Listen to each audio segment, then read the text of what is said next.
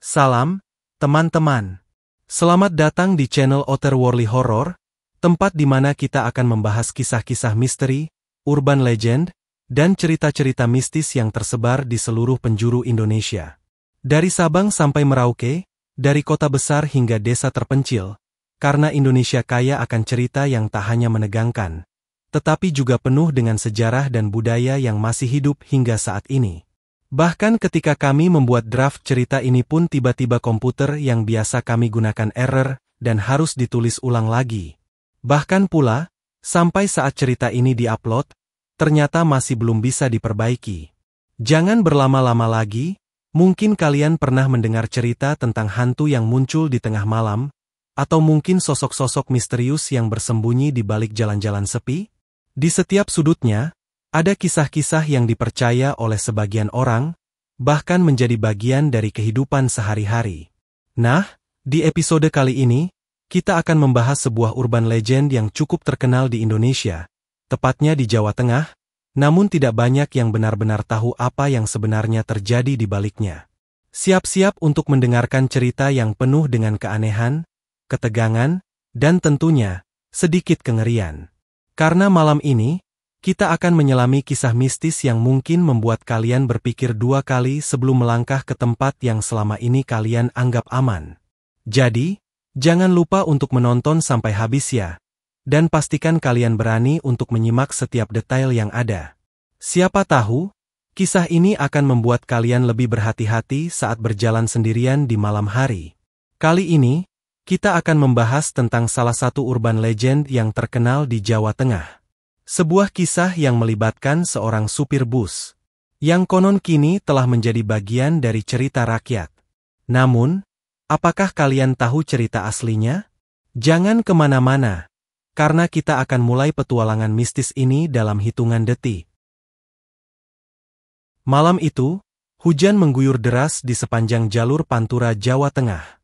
Suara deru hujan menyatu dengan raungan mesin bus yang melaju pelan di tengah jalan yang licin. Udara dingin bercampur kabut tipis menyelimuti jalan yang sepi. Wiper bus berayun cepat, berusaha membelah tirai air yang menutupi pandangan Pak Watno. Jalur yang dikenal angker itu memiliki cerita yang diwariskan dari mulut ke mulut, tentang penumpang terakhir yang sering menampakkan diri di tengah malam. Namun, bagi seorang supir bus malam bernama Pak Watno, cerita-cerita seperti itu hanyalah bumbu perjalanan. Baginya, pekerjaan adalah pekerjaan, tidak peduli jalur yang dilalui atau waktu yang dijalani. Pak Watno sudah puluhan tahun menjadi supir bus malam.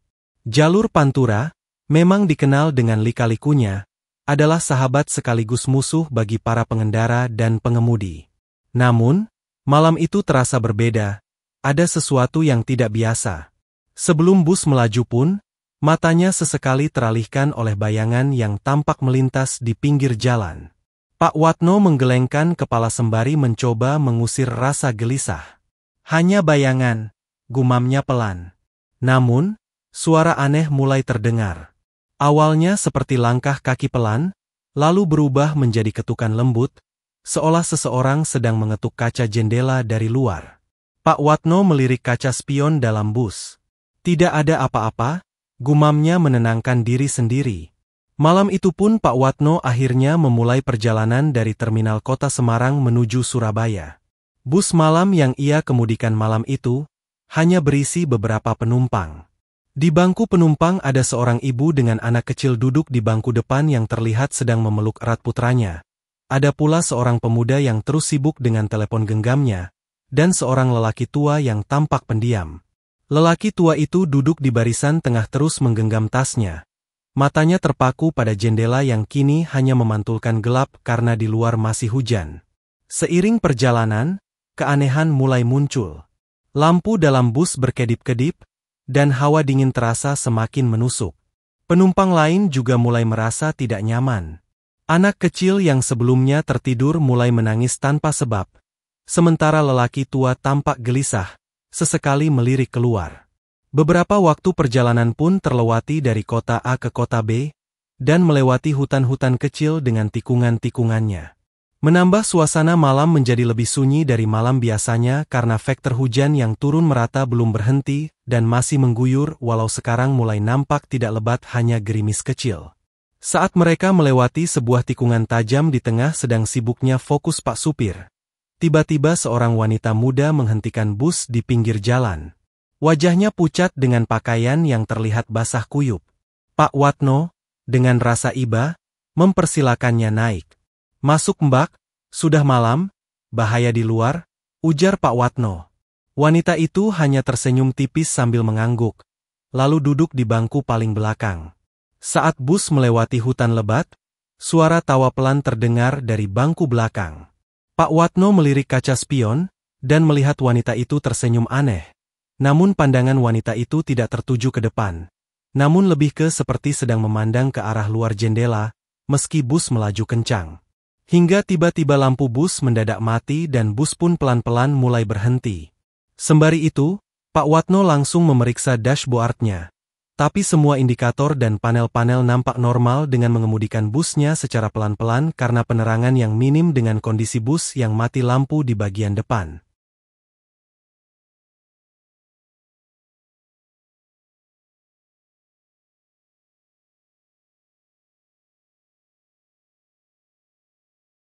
Ketika bus mau berhenti tiba-tiba lelaki tua itu mendekati Pak Watno dan berbisik, "Pak, saya sarankan kalau mau berhenti di tempat ramai saja." Pak Watno mengerutkan dahi. "Maksud Bapak apa?" Lelaki tua itu hanya menggeleng, tapi matanya penuh dengan ketakutan. "Pak, tolong jangan berhenti di sini." Tiba-tiba suara lelaki tua itu memecah kesunyian. Nada suaranya rendah, namun penuh ketakutan. "Tempat ini sepi," kata lelaki tua tersebut menambahkan. Pak Watno mengernyit. "Tidak ada yang salah Pak. Kita hanya melewati jalan biasa," ucapnya. Sementara itu di salah satu bangku tengah bus, seorang pemuda bernama Arif sibuk dengan ponselnya. Earphone tersumpal di telinganya, dan layar ponsel memantulkan cahaya terang di wajahnya yang tampak santai. Dia terus menggulirkan jempolnya, membaca komentar lucu dari teman-temannya di media sosial. Namun, sinyal ponselnya mulai menghilang. Ikon sinyal di layar berkurang, hingga akhirnya berubah menjadi tanda silang. "Ah, biasa aja, masih di tengah hutan," gumamnya pelan sambil tertawa kecil, menghibur dirinya sendiri. Arif melepaskan satu earphone dari telinganya, berharap mendengar percakapan penumpang lain untuk mengusir bosan. Namun, yang ia temukan hanyalah keheningan. Suara-suara pun hanya terdengar suara rintik hujan dan suara khas binatang malam di hutan yang terdengar pelan. Dia mengangkat kepala dan menyadari bahwa bus itu terlalu sunyi untuk ukuran kendaraan umum.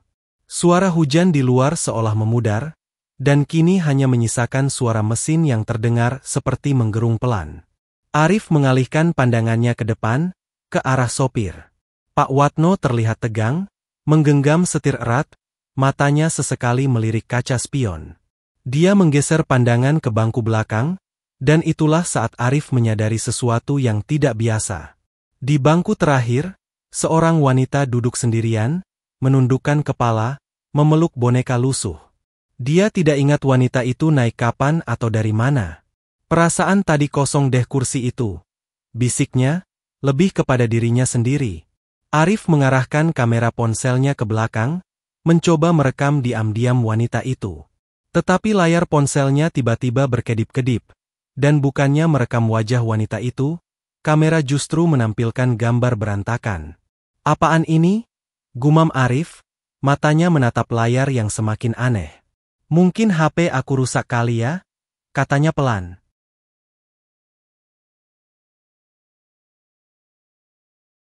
Merasa ada yang tidak beres, Arif mencoba menurunkan ponselnya dan langsung menatap ke bangku belakang dengan matanya sendiri. Wanita itu masih di sana, tapi kali ini kepalanya perlahan menoleh ke arah Arif. Wajahnya pucat seperti mayat. Mulutnya melengkung membentuk senyuman lebar yang tidak wajar, dan matanya gelap, kosong, seperti lubang tanpa dasar. Arif tersentak, tangan gemetar memegang ponsel yang kini mati total. Tiba-tiba, suara lirih terdengar dari belakang, seperti bisikan yang hanya bisa ia dengar. Pada saat yang sama pula, Pak Watno kembali melihat kaca spion lagi, tetapi alangkah terkejutnya karena pemandangan yang ia lihat membuat tubuhnya membeku.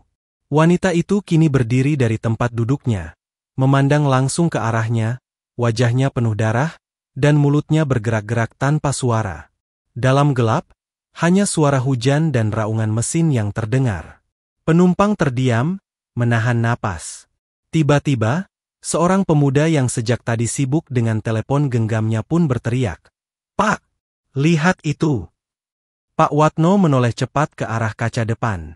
Dalam pandangannya yang buram, terlihat sesosok wanita berdiri di tengah jalan. Pakaian putihnya basah kuyup, rambutnya menutupi wajah, dan tubuhnya bergoyang pelan seperti diterpa angin.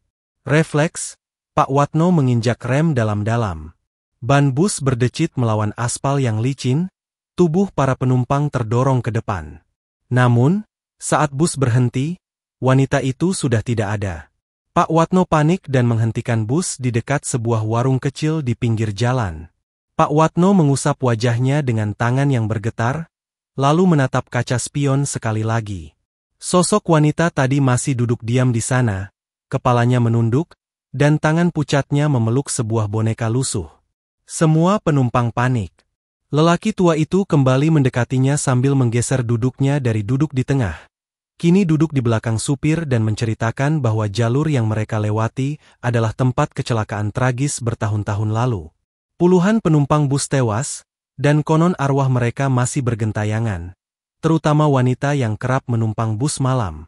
Saya pernah dengar kalau mereka suka Imbu lelaki tua itu sambil menutup mulutnya sendiri dan matanya menatap tajam ke depan keluar jendela. Sejak itu, jalur ini tidak pernah benar-benar sepi. Kata lelaki tua itu menambahkan, "Ibu." Suara kecil dari anak lelaki itu memecah keheningan. "Kenapa kakak itu menangis?" Ibu anak itu menoleh ke arah belakang bus, lalu menutup mulutnya dengan tangan, menahan jeritan. Air mata mulai menggenang di sudut matanya. "Kakak siapa, Nak?" Pak Watno bertanya, meskipun dia tahu jawaban itu tidak akan membuatnya lebih tenang. Anak itu menunjuk bangku belakang. "Kakak yang bawa boneka itu." Pak Watno menarik napas panjang, mencoba berpikir rasional. Dia menyalakan lampu dalam bus, tetapi yang terjadi justru membuat nyalinya ciut. Lampu yang menyala berkedip-kedip, menciptakan bayangan yang bergerak aneh di dinding bus. Wanita itu kini menoleh ke depan dan berkata, "Pak, tolong berhenti di jembatan itu." Suara wanita itu terdengar pelan tapi jelas, seolah menggema di seluruh bus. Pak Watno menelan ludah, tangannya gemetar memegang kemudian bertanya, "Tepatnya di mana?" Wanita itu mengangkat tangannya yang dingin, menunjuk ke depan. Di tikungan berikutnya. Wanita itu menunjuk ke arah sebuah jurang. Pak Watno, meski ketakutan, mengikuti petunjuknya. Saat bus mendekati jurang, wanita itu menghilang begitu saja, meninggalkan bau melati yang pekat. Mesin bus kembali menyala, dan penumpang lainnya tampak bingung, seperti baru saja terbangun dari mimpi buruk. Pak Watno berhasil membawa bus sampai tujuan, tetapi malam itu mengubah hidupnya selamanya. Dan setiap kali melewati jalur Pantura, ia selalu menyempatkan diri menyalakan lilin di tikungan tajam tersebut di malam-malam tertentu. Jalur tersebut masih menyimpan misteri, dan cerita tentang wanita penumpang terakhir tetap menjadi legenda yang diceritakan di terminal-terminal Jawa Tengah. Ada kisah yang diceritakan di balik sosok wanita di bus malam. Lelaki tua yang duduk di barisan tengah itu akhirnya bercerita, suaranya bergetar, tapi nadanya penuh kepastian. Dulu, bertahun-tahun yang lalu, sebelum jalur ini diaspal mulus seperti sekarang, tikungan tajam itu menjadi saksi bisu tragedi mengerikan. Sebuah bus yang melaju malam-malam, membawa puluhan penumpang, kehilangan kendali dan terjun ke jurang karena remnya blong. Dia menarik napas panjang, lalu melanjutkan. Kebanyakan penumpang tewas seketika, termasuk seorang gadis muda bernama Sari. Pak Watno melirik kaca spion, tubuhnya tegang. Nama itu menggema di kepalanya, seolah ia pernah mendengarnya sebelumnya. Sari adalah mahasiswi dari Surabaya, lanjut lelaki tua itu. Dia baru saja pulang dari liburannya di kampung halaman di Semarang. Malam itu adalah perjalanan terakhirnya sebelum kembali ke asrama. Tapi ada hal yang tidak biasa. Lelaki tua itu terdiam sejenak, matanya menerawang. Penumpang lain menatapnya dengan tegang, bahkan anak kecil yang sejak tadi menangis kini terdiam, seolah ikut terhanyut dalam cerita itu. Sari tidak seharusnya naik bus itu. Tikungan maut itu ternyata menjadi bagian dari takdirnya. Sebelum kecelakaan terjadi, sopir bus melihat Sari sedang berdiri di pinggir jalan, meminta tumpangan. Sama seperti yang kalian lihat malam ini. Pak Watno gemetar. Jadi dia? Oh, lelaki tua itu mengangguk sambil menutup mulutnya menggunakan jari telunjuk. SSSSTTT. Ia saat kecelakaan terjadi, tubuh Sari tidak pernah ditemukan.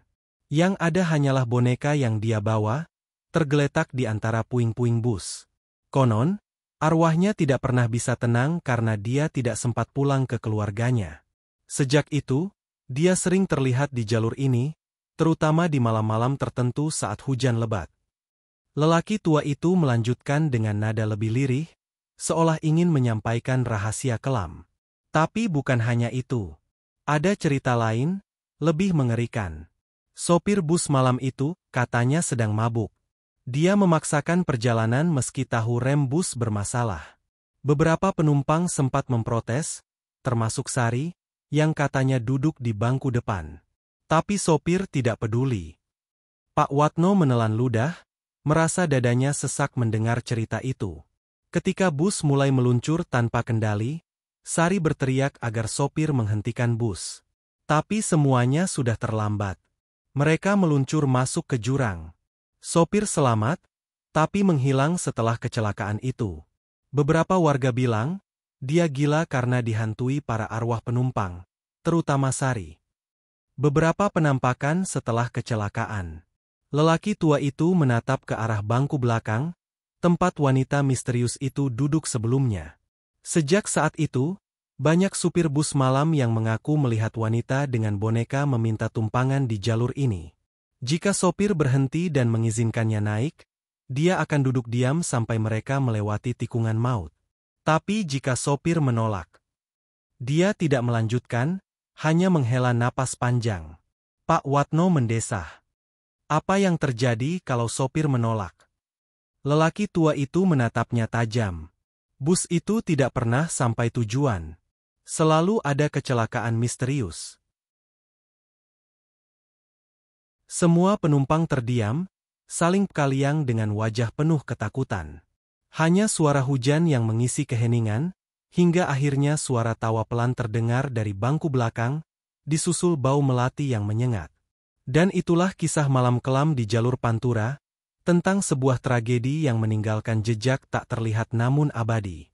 Sebuah perjalanan yang tak hanya membawa penumpang, tapi juga membawa kenangan yang seharusnya tetap terkubur. Mungkin, malam ini kalian akan berpikir dua kali sebelum melihat ke bangku belakang saat menaiki bus malam. Karena siapa tahu, kalian tidak sendirian. Atau, mungkin saja kalian sudah menjadi bagian dari cerita yang sama, hanya saja belum menyadarinya. Dan itulah kisah malam kelam di jalur Pantura, tentang sebuah tragedi yang meninggalkan jejak tak terlihat namun abadi. Mungkin, malam ini kalian akan berpikir dua kali sebelum melihat ke bangku belakang saat menaiki bus malam, karena siapa tahu, kalian tidak sendirian. Jika kisah ini membuat kalian merinding atau justru penasaran dengan cerita-cerita serupa, jangan lupa untuk subscribe channel ini. Berikan like jika kalian menyukai konten kami, dan bagikan cerita ini kepada teman-teman kalian. Siapa tahu, mereka juga punya pengalaman seram yang ingin dibagikan. Sampai bertemu di kisah berikutnya, di mana kegelapan dan misteri akan selalu menyertai. Selalu ingat, di dunia ini, tidak semua hal bisa dijelaskan. Sampai jumpa di sisi gelap cerita.